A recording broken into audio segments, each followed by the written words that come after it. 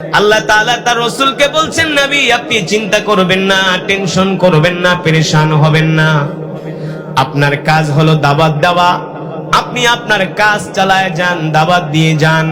আমি আল্লাহ যাদেরকে পছন্দ করব, যাদেরকে কবুল করব, তাদেরকে আমি আল্লাহ হেদায়েত দিয়ে মুসলমান বানায় দিব। আল্লাহু আকবার বলবেন না? আল্লাহ রাসূলের দ্বীনের তামান্না ছিল যাতে আবু জেহেল মুসলমান হয়ে যায়। আল্লাহ তাআলা ডাক দিয়া বলে, হাবিব আমি আল্লাহ আবু জেহেলকে পছন্দ করি না, আবু জেহেল মুসলমান হবে না, খাত্তাবের ছেলে ওমর মুসলমান হবে। আর আস্তে কোন আল্লাহু আকবার। আল্লাহ তাআলা বলে, হাবিব শুধু খাত্তাবের ছেলে ওমরই মুসলমান হবে না, আবু জেহেলের পেটে। এই কথাগুলো ঈমানের সাথে সম্পর্ক। মুসলমান যখন এই কথাগুলো বলতে যায় তখন শয়তান এসে তাদের মুখ চেপে ধরে, বলে দোস্ত হুজুরের কোরআন তেলাওয়াত শুনে এতক্ষণ আল্লাহু আকবার বলছো, আমি অতটা বেজার হই নাই, কিন্তু এই কথাগুলোর উত্তর তুমি দিও না। এতে করে শয়তান অনেক কষ্ট পায়, নারাজ হয়। শয়তান চায় না আমরা আল্লাহর গোলামি করি, কিন্তু আমরা তো আল্লাহর গোলাম। আমরা কার গোলাম? তাহলে এক নম্বরে বলতে হবে, মুসলমান আমাদের হায়াতের মালিক কে? এ যুবক, আমাদের রিজিকের মালিক কে? আমরা কার গোলাম? আরো জোরে বলতে হবে, আমরা কার গোলাম? আমরা কার গোলাম? এক আল্লাহর গোলাম, ঠিক কিনা বলেন? মুসলমান আসমান কা, জমিন কা? কোরআনে আছে কি আছে না? আল্লাহ তাআলা কোরআনুল কারীমের মধ্যে বলছেন, الذي خلق سبع سماوات طباقا ما ترى في خلق الرحمن من تفاوت فارجع البصر هل ترى من فطور। নবী আপনি অবিশ্বাসী কাফের মুশরিকদেরকে বলে দেন, আমি আল্লাহ তাদের মাথার উপরে খুঁটিবিহীন একটা না, দুইটা না, তিনটা না, চারটা না, পাঁচটা না, ছয়টা না, কয়টা? আমি আল্লাহ 7টা আসমান বানিয়েছি, তাও খুঁটি ছাড়া। কি ছাড়া? কি ছাড়া? এই যে প্যান্ডেল করছে, কতগুলা বাঁশের খুঁটি লাগছে। এই খুঁটি না দিলে কি প্যান্ডেল থাকতো?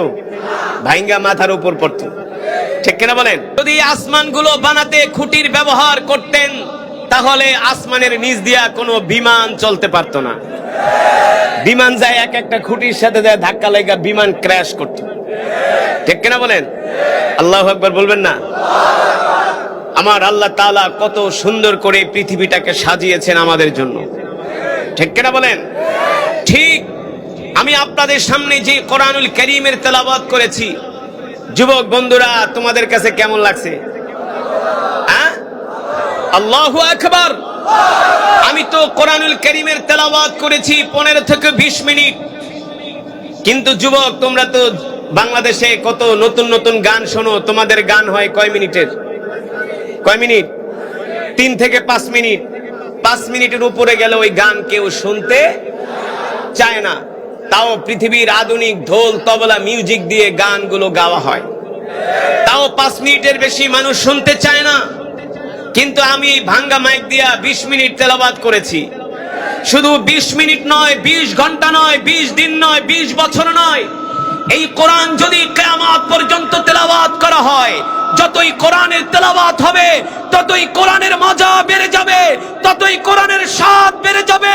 মনে হয় আসমান থেকে কোরআন নাজিল হচ্ছে, এটাই হচ্ছে আল্লাহর কোরআনের মুজিজা, ঠিক কিনা?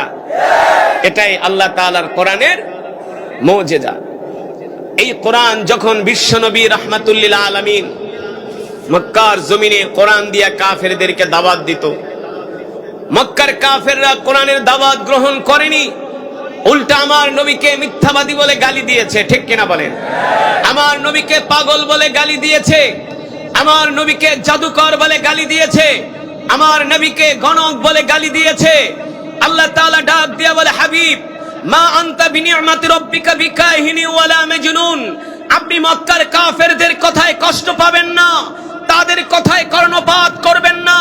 মক্কার কাফেররা আপনাকে পাগল বলতে পারে, আপনাকে গণক বলতে পারে, আপনাকে কবি বলতে পারে, কিন্তু আমি আল্লাহ বলছি আপনি হলেন নবী। আপনি হলেন অথচ আজকে আমরা মুসলমানের সন্তান হইয়া, মুসলমানের ঘরে জন্ম নিয়া আজকে আমরা দিন মানি না, ইসলাম মানি না। আল্লাহর জমিনে দিন কায়েম হোক, এটা অনেক মুসলমান মানতে চায় না, ঠিক কিনা বলে?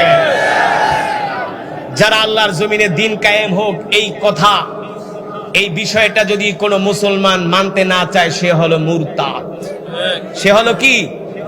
যতই আপনি নামাজ পড়েন, যতবার হজ করেন, হজ কইরা দাড়িতে যত মেহেন্দি লাগান, কোনো লাভ হবে না। এই সমাজে কিছু মুসলমান নামাজ পড়বে, রোজা রাখবে, মৃত্যুর সময় মুরতাদ হয়ে মরবে। মৃত্যুর সময় মুরতাদ হয়ে মরবে, কারণ সে চায় না আল্লাহ দিন কায়েম হোক, আল্লাহর জমিনে কোরআনের রাজ কায়েম হোক, আল্লাহর জমিনে খেলাফত প্রতিষ্ঠা হোক, ঠিক কিনা বলেন? অথচ প্রত্যেকটা কালেমাওয়ালা মুসলমানের দিলের তামান্না থাকবে যে আল্লাহর জমিনে যাতে আল্লাহর দিন কায়েম হয়ে যায়, ঠিক কিনা বলেন? কোরআনের রাজ কায়েম হয়ে যায়, এটা হবে প্রত্যেকটা মুসলমানের দিলের তামান্না। এই তামান্না আকাঙ্ক্ষা লালন করে যদি আমরা মৃত্যুবরণ করি, তাহলেও আমরা ঈমান নিয়ে কবরে যেতে পারবো, ঠিক কিনা বলেন?